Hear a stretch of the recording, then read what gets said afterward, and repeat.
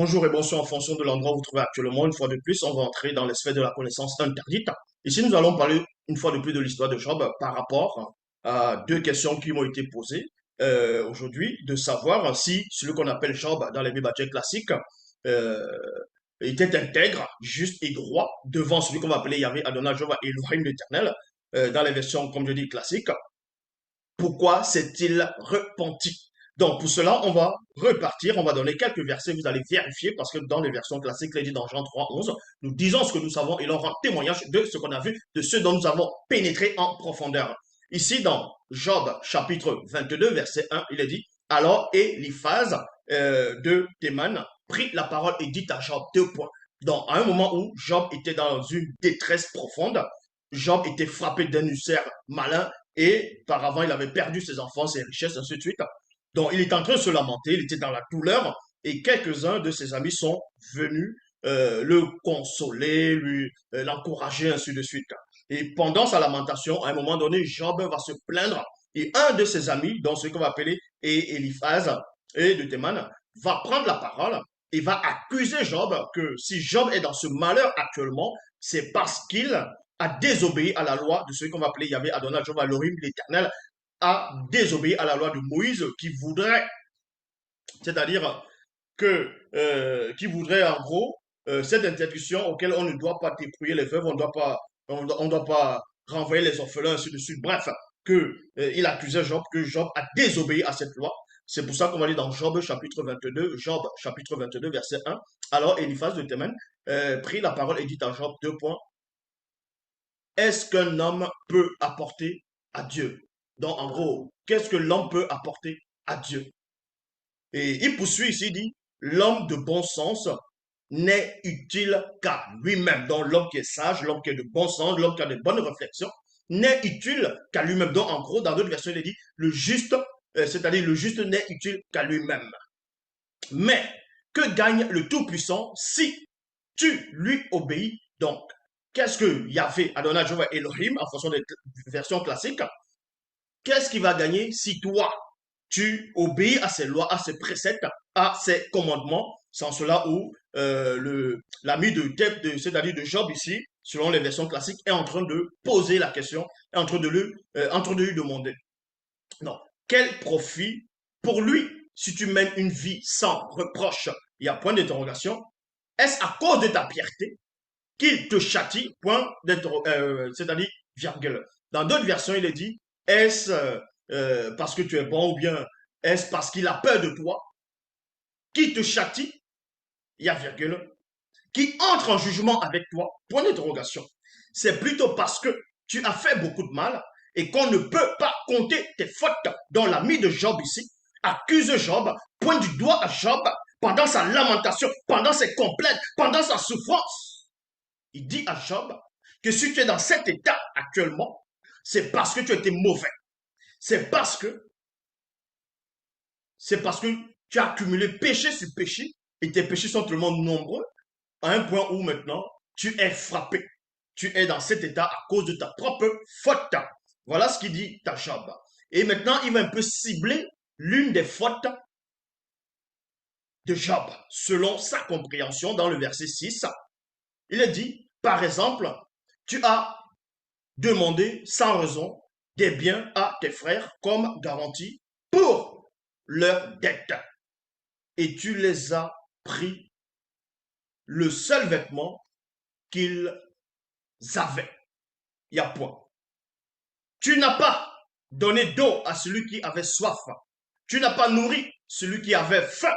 Il y a point ici. Voilà ce dont il accusait Job. Et Job maintenant ne va pas se taire. Il va répondre à son ami, à la présence des autres. Dans Job chapitre 23, verset 1 à 7. Il est dit, alors Job répondit et dit, je suis toujours révolté contre Dieu et je continue à me plaindre. Il y a point ici. Pourtant, le malheur que Dieu m'envoie est plus grand que ma plainte. On s'arrête dans le point et on ouvre ce point ici. La révélation dans l'histoire de Job par rapport à son repenti à la fin, c'est parce que Job, selon sa compréhension, a accusé Dieu, a accusé Yahvé, Jéhovah Elohim, en disant que le malheur qu'il subit, le malheur qui lui arrive, sa condition actuelle, c'est de la faute de Dieu. Voilà ce que Job a commis comme, on va dire, c'est ça plus tard, c'est cette faute-là, c'était ça la porte d'entrée, vous voyez, c'est par rapport à ces propos-là qu'à la fin, il s'est repenti. Job ne s'est pas repenti parce qu'il n'a pas nourri les pauvres, ou bien parce qu'il n'a pas nourri les veuves, les orphelins, ou il a pris les vêtements de certaines personnes, ou bien tout simplement il était mauvais ou avare. Non. Donc, dans la Bible Parole de vie, il est dit ici, je suis toujours révolté contre Dieu. Et je continue à me plaindre. Pourtant, le malheur que Dieu m'envoie. Le malheur, c'est quoi? Il a perdu ses enfants, il a perdu ses richesses. Sa femme lui a demandé de maudire Dieu et de mourir. Il a été frappé d'un ulcère malin. Donc, c'est un grand malheur. Et pour lui, il se dit tout simplement que c'est Dieu, c'est Elohim, c'est Yahvé, c'est Adonai, c'est l'Éternel qui lui envoie ses malheurs. Je voudrais bien savoir où Dieu se trouve. Dans d'autres versions, comme j'ai dit, dans une précédente vidéo, il disait, je voudrais donc savoir où se trouve la demeure de Dieu. J'irai jusqu'à sa maison, donc j'irai jusqu'à sa demeure. Je lui présenterai ma défense. J'aurai beaucoup de reproches à lui faire. Les reproches par rapport à sa condition actuelle. Parce que lui, il se dit, il sait qu'il est bon, que c'est une personne juste, intègre vis-à-vis des lois de Dieu. Et pourquoi donc s'il est intègre par rapport aux lois de Dieu, pourquoi Dieu va le frapper? Donc en cela, il aimerait, dans sa plainte, rencontrer Dieu, si c'est possible, afin de poser directement la question à Dieu. Je connaîtrai les propos par lesquels il me répondrait et je pourrais comprendre ce qu'il me dira, et ce qu'il me dirait plutôt. Emploierait-il sa force pour plaider contre moi? Point d'interrogation. Bien au contraire, mais lui au moins, il me traiterait, il me prêterait attention. Il y a point ici. Dieu reconnaîtrait une chose. Donc il dit ici à son ami, à ceux qui l'écoutent, que s'il va rencontrer Dieu, s'il a la possibilité d'être en face de Dieu, selon les versions classiques, d'être auprès de Dieu, il va, pendant la conversation, Dieu va reconnaître que lui, Job, il est juste et qu'il n'a pas mérité le châtiment que Dieu, lui, est en train de le faire subir. Voilà ce que Job dit ici. Donc, on poursuit. Dieu reconnaîtrait une chose. Celui qui discute avec lui est un homme droit, donc juste et intègre. Et lui, virgule, qui est mon juge, c'est-à-dire Dieu qui est son juge, me rendrait justice une fois pour toutes. Donc il va lui rendre justice une fois pour toutes. Et dans Job, chapitre 23, verset 11 à 12, il est dit, mon pied s'est attaché fidèlement à ses traces. Donc il dit à ses amis ici que sa conscience est tranquille et que ses pieds à lui, Job, dont ses actes, ses œuvres sont fidèles. Donc sa foi est fidèle par rapport à la loi établie par Moïse, par les lois, par des préceptes, par des ordonnances. Il dit ici, mon pied s'est attaché fidèlement à ses traces. J'ai suivi ses voies sans dévier. Point. Je ne me suis pas écarté de ses commandements. J'ai gardé dans mon cœur tout ce qu'ils m'ont tout, tout ce qu'ils m'ont donné, en gros.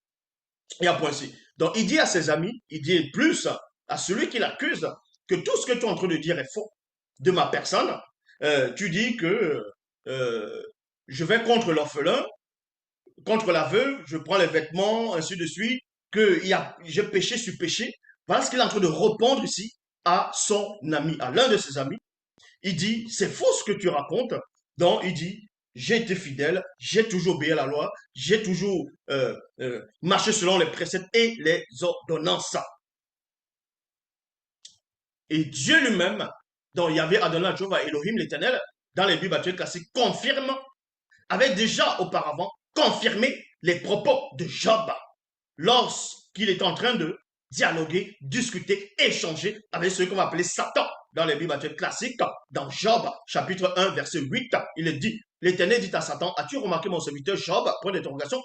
Il n'y a personne comme lui sur la terre. C'est un homme intègre et droit, craignant Dieu et se détournant du mal. Donc c'est quelqu'un dont je peux être fier. C'est quelqu'un qui marche selon mes préceptes, mes commandements, mes lois que j'ai transmis par l'intermédiaire de Moïse. Donc cette loi auquel son ami est en train de l'accuser. Et dans Job, chapitre 2, verset 3, l'Éternel dit à Satan une deuxième fois, à un autre moment, mais une deuxième fois, as-tu remarqué mon serviteur Job? Il n'y a personne comme lui sur la terre. C'est un homme intègre, droit et craignant Dieu. Il se détourne du mal. Il demeure ferme dans son intégrité. Virgule. Et tu me cites à le pendre plutôt, sans motif. Il y a point. À le perdre sans motif. Il y a point ci. Et dans Job, chapitre 31, versets 5 à 6, Job, il poursuit, il dit, si j'ai marché dans le mensonge, si mon pied a couru vers la fraude, virgule, que Dieu me pèse dans des balances justes et il reconnaîtra mon intégrité. En ce moment ici, Job ne savait pas que Dieu avait déjà reconnu son intégrité bien longtemps parce qu'il n'était pas dans le secret. C'est pour ça que dans Job 38, verset 1 à 2, dans un moment, il y aura beaucoup de temps qui vont s'écouler. Et maintenant, on vous apprend que c'est Dieu lui-même, selon les Bibles classiques, qui va venir à Job. Qui va venir à Job. Et dans le verset 1 à 2, dans Job 38, il est dit, l'Éternel répondit à Job du milieu de la tempête et dit, ça, écoutez la révélation, le mystère de la connaissance. Qui es-tu pour oser rendre mes plans obscurs à force de parler de ce que tu ignores? Point d'interrogation. Donc, on dit ici que dans les Bibles classiques, Dieu, Yahvé, Adonai, Jéhovah, Elohim, l'Éternel, s'adresse à Job, qui l'accusait, lui, d'être l'instigateur des malheurs, des peines de Job. Et Dieu dit ici à Job, qui es-tu, toi, pour oser rendre mes plans? C'est quoi les plans? On vous apprend que Dieu a des plans. Mais c'est quoi ces plans? On va découvrir ces plans-là. Pour rendre mes plans obscurs, à force de parler de ce que tu ignores. Donc Dieu lui montre ici que tout ce que tu es en train de dire là, vis-à-vis de moi, tu m'accuses de t'avoir frappé des ulcères. Tu m'accuses de ce que tu as perdu tes richesses. Tu as perdu tes enfants. Il dit à Job, mais tu parles d'une manière parce que tu ignores ce qui se passe. Bible, parole de vie. Toi qui rends mes projets obscurs, voyez, mes projets obscurs, en parlant comme un ignorant, virgule, qui es-tu? Et c'est quoi ces projets? Dans Jérémie chapitre 29, au verset 11, il est dit, car je connais les projets que j'ai formés sur vous. Vous, c'est qui? C'est le peuple, c'est ceux qui marchent selon les préceptes, les ordonnances. Car je connais les projets que j'ai formés pour vous, dit l'Éternel, projets de paix et non de malheur, afin que vous enfin de vous donner un avenir et une espérance. C'est pour cela que même ce dont on va appeler les prophètes, de ce que certains vont appeler l'ancienne alliance ou l'ancien testament, ont prophétisé, ont pénétré, ont étalé. Dans Ésaïe chapitre 54, au verset 15, si l'on vient t'attaquer, virgule, je n'y serai pour rien. Voilà ce que le prophète Ésaïe prophétise de la part de Dieu, de Yahvé, d'Adonai, de Jéhovah, d'Elohim, que si l'on vient t'attaquer, si l'on c'est qui? Il s'adresse à qui? Il s'adresse à celui qui marche, celui qui est fidèle dans les préceptes, dans les lois, dans les commandements, de ceux dont aussi l'ami de Job est en train de l'accuser. Si l'on vient t'attaquer, je ne serai pour rien. Donc si Satan vient t'attaquer, Je ne serai pour rien. Il y a point. Mais dans la suite, il est dit, celui qui s'attaquera tombera devant toi. Dans Bible de la Colombe, à la Colombe, il est dit, si l'on t'attaque, virgule, cela ne viendra pas de moi. Cela ne viendra pas de moi. Donc, selon l'esprit de l'écriture de la Bible classique, on nous apprend ici que le malheur qui est arrivé à Job, donc il a été frappé, il a été frappé d'ulcère, il a perdu ses enfants, il a perdu ses richesses, sa femme a même abandonné en disant renie Dieu et meurt. On vous apprend ici que Dieu, Yahvé Adonai, Jéhovah Elohim, n'a rien à voir du malheur de Job. Que ce n'est pas lui qui a frappé Job directement. Mais néanmoins, certaines personnes pourront prendre des versets comme le verset d'Amos, chapitre 3, au verset 6, qui dit « Sonne-t-on de la trompette dans une ville sans que le peuple soit dans l'épouvante ?» Point d'interrogation. Arrive-t-il un malheur dans une ville sans que l'Éternel n'en soit l'auteur? Maintenant, comme je dis, certains pourront prendre ce verset en disant « Mais si le malheur est arrivé à Job, je dis bien, selon les Bibles classiques, si le malheur est arrivé à Job, si Job a été frappé du tel malheur, s'il est dans la souffrance, s'il est dans l'angoisse, s'il est dans l'agonie, c'est forcément, il y avait Adonai, Jéhovah Elohim, l'Éternel, qui l'a mis dans cet état, qui l'a frappé. Parce que Amos, chapitre 3, verset 6, dit ici qu'un malheur peut-il arriver dans une ville sans que l'Éternel lui-même n'en soit l'auteur? Beaucoup vont prendre ce verset, s'arrêter uniquement sur un verset, sans comprendre les versets qui sont arrivés avant. C'est pour ça, pour comprendre le verset d'Amos 3, 6, il faut savoir de qui on est en train de faire allusion. Par rapport à quel malheur, par rapport à quel type de personne.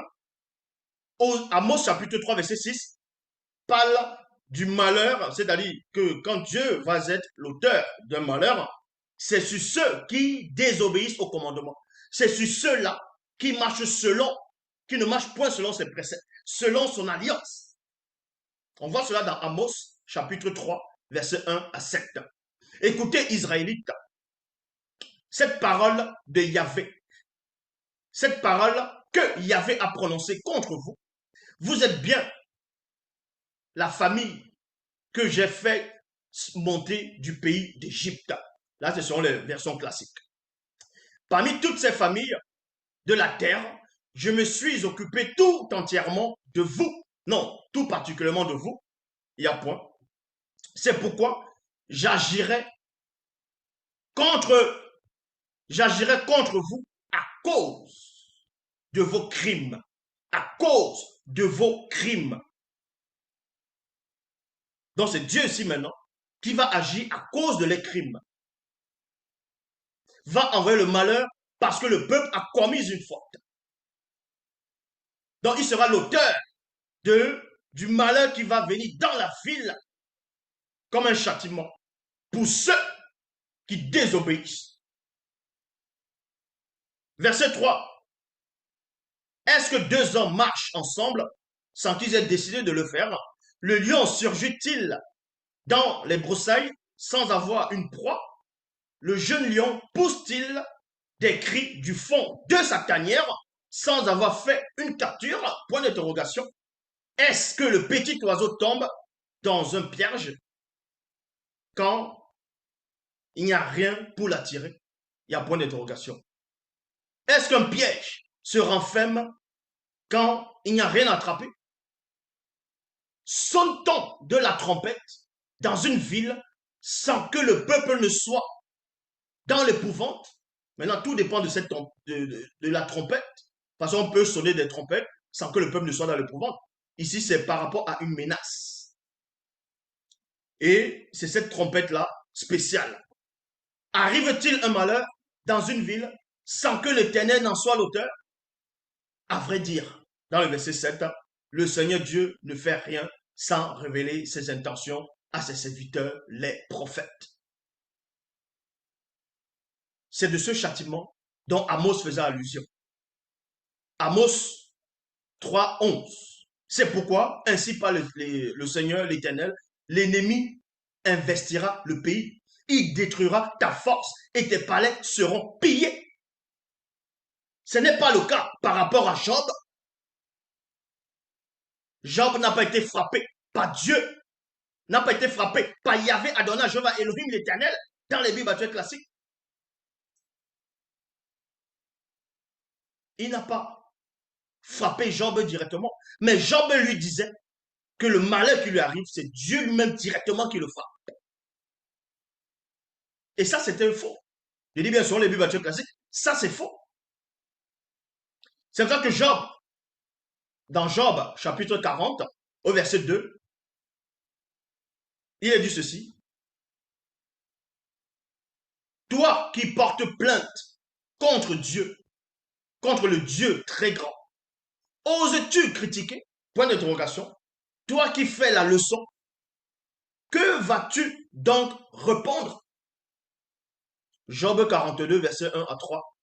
Job répondit à l'Éternel et dit, donc Dieu, vous pouvez lire la conversation entre Job et Dieu, selon les Bibles actuelles classiques.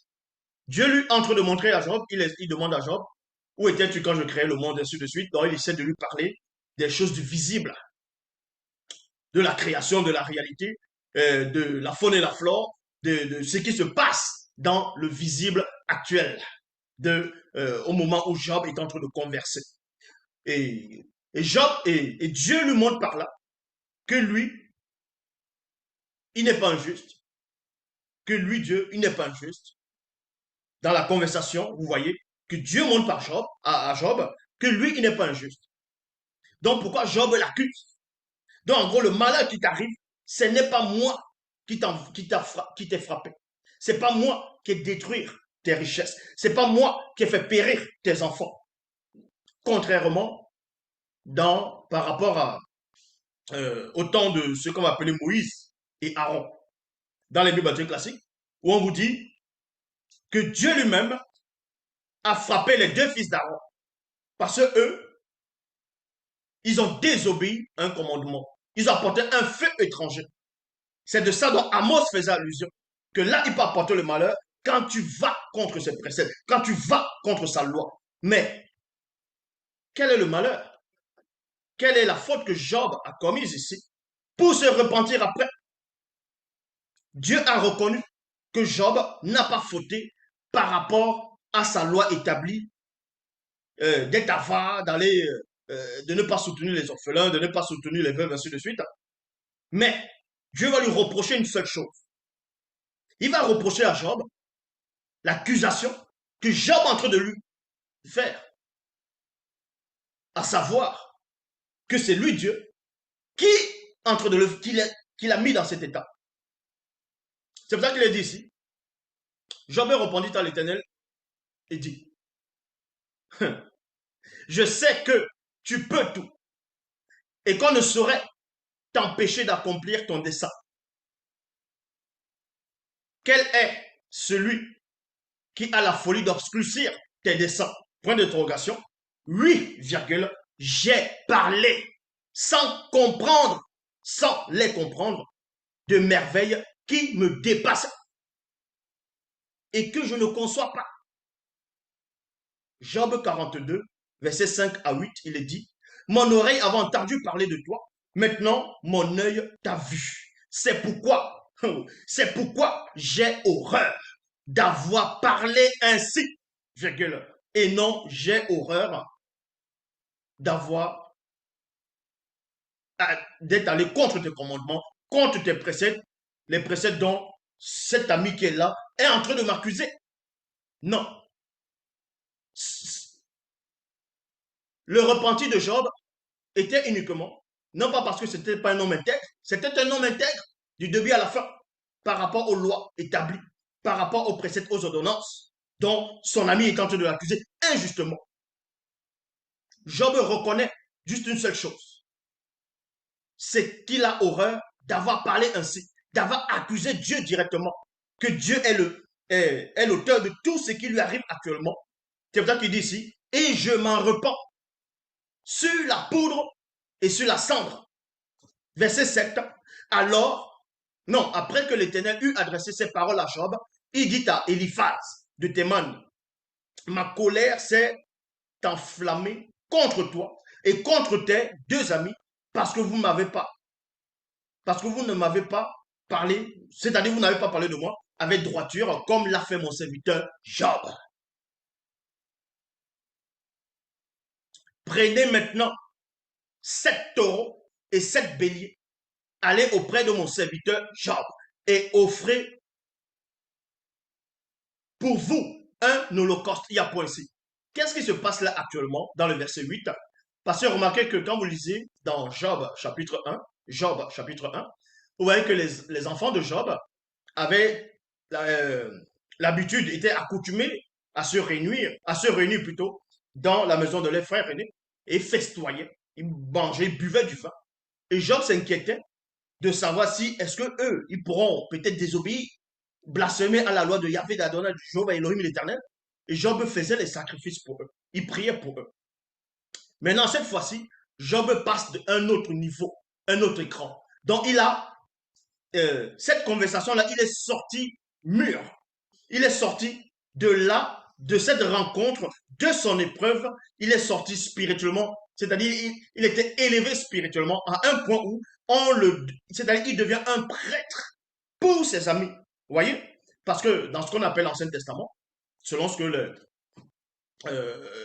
euh, on va dire les biblistes, les chrétiens, tout ça disent, euh, on va prendre l'exemple d'Aaron, quand il fait le sacrifice, l'expression du sang, il met sur la tête de la chèvre dans le bouc émissaire, ainsi de suite. Donc, ce sont des prêtres qui devaient sanctifier le reste du peuple. Dans Job ici, on vous dit, prenez maintenant 7 taureaux et 7 béliers, allez auprès de mon serviteur Job. Et non, venez me demander pardon directement. Allez vers mon serviteur Job. Allez vers mon serviteur Job. Parce qu'en ce moment, je le mets au-dessus de vous. Il est le prêtre. Lui maintenant, il a le pouvoir de vous sanctifier, de prier pour vous. Et offrez pour vous un holocauste. Job, mon serviteur, priera pour vous. Et c'est pas égard pour lui seul que je ne vous traiterai pas selon votre folie. Les folies, c'était de quoi? C'était d'accuser Job injustement, que Job allait contre la loi de Dieu, que c'est même les amis de Job disaient qu'en gros c'est Dieu qui frappe Job parce que Job a désobéi à la loi établie par Dieu. Et pourtant c'est faux. Ils étaient en train de mentir. Ils avaient tout simplement des sensations. Et Dieu maintenant vient rendre justice ici, selon les versions classiques. Il dit, mon serviteur Job priera pour vous. Et c'est pas égard pour lui seul que je ne vous traiterai pas selon votre folie, car vous n'avez pas parlé de moi avec droiture, comme l'a fait mon serviteur Job. Maintenant, certains aussi pourront poser la question de savoir, bon, pourquoi donc, par rapport à la conversation entre Dieu et Satan, dans Job chapitre 1 et aussi dans Job chapitre 2, euh, à aucun moment il est écrit, je dis bien, à aucun moment il est écrit dans les Bibles classiques, dans le livre de Job, que Dieu a appelé Satan, il a dit, voilà, voilà Job, va le frapper, va le frapper. Non, la conversation a été, euh, d'où viens-tu? Je parcourais la terre et de je m'y promenais. Dieu dit, as-tu remarqué mon serviteur Job? Il n'y a personne comme lui sur la terre. C'est un homme intègre et droit.